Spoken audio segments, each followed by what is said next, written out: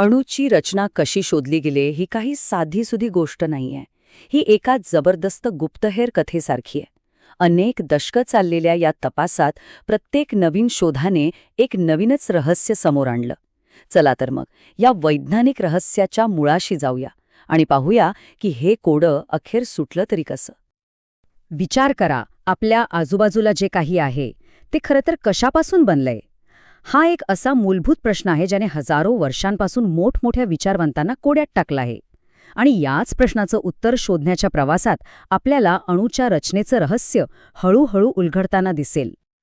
तर ही गोष्ट सुरू होते खूप खूप वर्षांपूर्वी. इसवी सन पूर्व 400 मध्ये काही ग्रीक तत्ववेत्यांनी अटॉमिओ ही कल्पना मांडली. ह्याचा अर्थ होतो असा कण ज्याला अजून कापता येत नाही.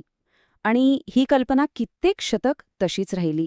मग खूप वर्षानंतर 1808 मध्ये जॉन डाल्टन यांनी त्यांचा प्रसिद्ध अणु सिद्धांत मांडला.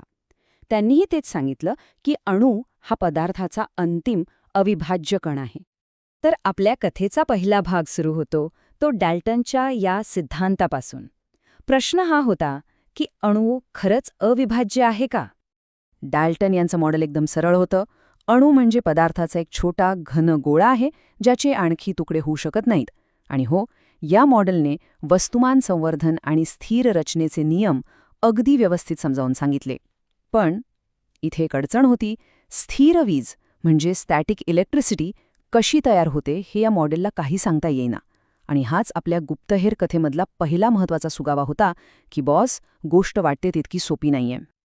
आणि मग शास्त्रज्ञांना तो पहिला मोठा क्लू मिळाला ज्याने अणूच्या आत डोकावायची संधी दिली. सुरू होतो आपल्या कथेचा भाग दुसरा, अणूमधील रहस्य उलगडताना. मग आला कॅथोड रे ट्यूब प्रयोग. आणि इथेच खरं रहस्य उलगडायला सुरुवात झाली. शास्त्रज्ञांना काय दिसलं तर एका काचेच्या नळीत ऋण टोकाकडून धन टोकाकडे काहीतरी वाहते. पण खरी गंमत तेव्हा झाली जेव्हा त्यांनी या प्रवाहाजवळ एक चुंबक आणलं किंवा विद्युत क्षेत्र लावलं. तो प्रवाह चक्क वाकला, अगदी तसाच जसा एखादा ऋणप्रभारित कण वागतो. यावरून एकच निष्कर्ष निघाला, अणूच्या आत काहीतरी ऋणप्रभारित आहे आणि या कणांना नाव दिलं गेलं इलेक्ट्रॉन. बरं, आता अणूमध्ये इलेक्ट्रॉन आहेत हे तर कळलं. मग 1898 मध्ये जे थॉम्सन यांनी एक नवं मॉडेल मांडलं. नाव होतं प्लम पुडिंग मॉडेल. कल्पना करा की एक केक आहे जो पूर्णपणे धनप्रभारित आहे आणि त्यात मनुके किंवा टूटी फ्रुटी टाकल्यासारखे इलेक्ट्रॉन इथे तिथे बसलेले आहेत.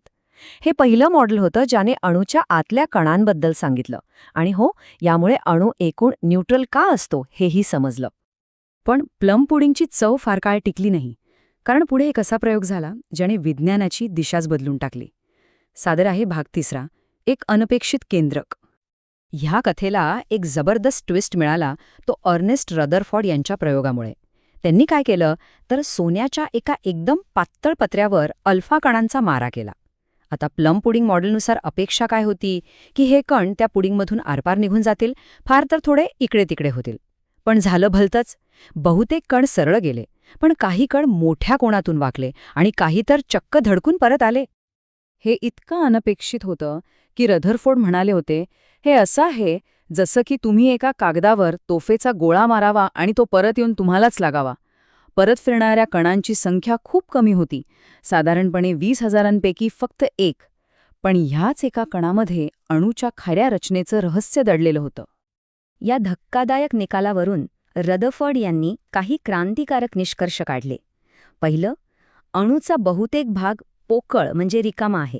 दुसरं, जो काही धनप्रभार आहे तो पुडिंगसारखा पसरलेला नाही, तर तो एका छोट्याशा पण प्रचंड घनदाट जागी एकवटलेला आहे, ज्याला त्यांनी न्यूक्लियस म्हणजे केंद्रक असं नाव दिलं. आणि तिसरं, इलेक्ट्रॉन या केंद्रकाभोवती फिरत असले पाहिजेत जसे ग्रह सूर्याभोवती फिरतात. आता अणू आतून किती रिकामा आहे याची कल्पना करायची असेल तर हे उदाहरण आहे का. जर आपण अणूच्या केंद्रकाला एका क्रिकेटच्या बॉल एवढं मानलं तर त्या अणूचा आकार तब्बल 5 किलोमीटर त्रिज्येच्या परिसराइतका असेल. एकदा विचार करा, जवळजवळ सगळी जागा फक्त रिकामी आहे. पण रदरफोर्डच्या या सौरमंडळ मॉडेलमध्ये एक खूप मोठी अडचण होती. भौतिकशास्त्राच्या नियमांनुसार फिरणारा इलेक्ट्रॉन सतत ऊर्जा बाहेर टाकेल आणि त्याची ऊर्जा कमी होत होत तो सरळ केंद्रकात जाऊन कोसळेल. आणि हे व्हायला एका सेकंदापेक्षाही कमी वेळ लागेल. पण प्रत्यक्षात असं काहीच होत नाही. मग असं का? ह्या मोठ्या कोड्याचं उत्तर घेऊन आले नील्स बोर. सुरू होतोय भाग 4. इलेक्ट्रॉन ठराविक कक्षेत.